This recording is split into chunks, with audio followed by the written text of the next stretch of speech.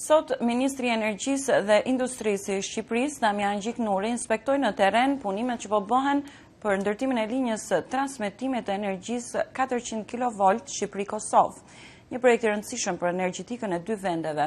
Ministri Gjiknuri u shpreh optimist për përfundimin në kohë të punimeve që shtrihen në një gjatësi prej 151 kilometrash brenda territorit të Shqipërisë.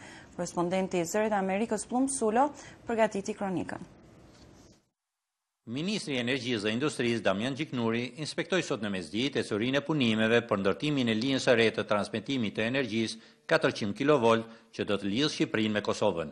Ministri Gjiknuri u shpreh i kënaqur me ecurinë e gjertanishme të punimeve në këtë investim, siç u shpreh ai, mjaft të rëndësishëm për të ardhmen e energjetikës së të dy vendeve. Linja shumë e rëndësishme sepse do të lidhë të dyja vendet tona dhe përmirëson shumë furnizimin e energjisë elektrike, rrit sigurinë e furnizimit dhe është një nga investimet strategjike të vendit mbi të gjitha, sidomos dhe fakti që Shqipëria dhe Kosova tashmë kthehen, fillojnë dhe bëhen si një rrjet i përbashkët energjetik. Një investim serioz me fondet KFV-s dhe kuptohet me garancitë të qeverisë shqiptare, një investim për 28 milionë euro dhe parashikojmë që deri në pranverën e vitit 2016 kjo linjë të jetë plotësisht funksionale, që do të thotë për konsumatorin shqiptar më shumë mundësi furnizimi.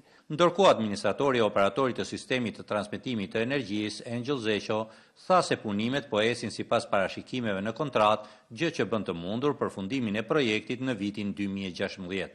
Javën e kaluar ne morëm dhe leje nga Këshilli Kombëtar i Territorit dhe duke filluar nga muaji janar, do fillojë dhe puna për seksionin e ri, atë që është nga jo më shtrirja e përcjellësit, por dhe ndërtimi i shtyllave.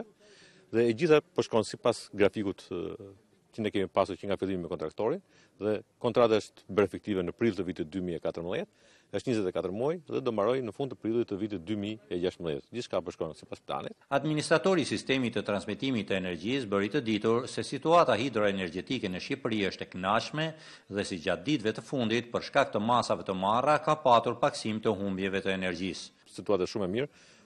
Kuota në Fierz që është dhe ajo që jep dhe indikacionin kryesor është 288.4 metra dhe ndërkohë keshi ka filluar disa eksportet e energjisë për optimizim, që do thotë një rritje të ardhurave dhe njëkohësisht do të them që ajo që vëmre sepse është më dukshme ke ne dhe duhet ta shpreh këtë dhe kjo është një kënaqësi që e shpreh, ka dhe një ulje të ngarkesës në orët e pikut dhe kjo dhe si rezultati i ndoshta dhe i ndërgjegjësimit të popullsisë që mos abuzuar me energjinë elektrike për ta paguar atë për mos ta vjedhur energjinë.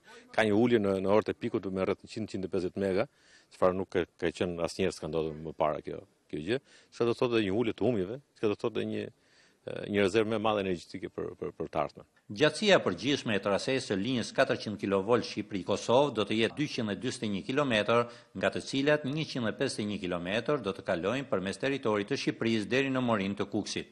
Projekti linja transmetimit 400 kV Shqipëri-Kosovë bëhet e mundur nga marrëveshja UHAS në mes të Republikës së Shqipërisë dhe Bankës Gjermane KFV. Vlera totale e kontratës së zbatimit për pjesën shqiptare është rreth 29 milion euro, duke bërë atë një ndër investimet më të rëndësishme të Shqipërisë në fushën e energjetikës. Për Zërin e Amerikës nga Shkodra.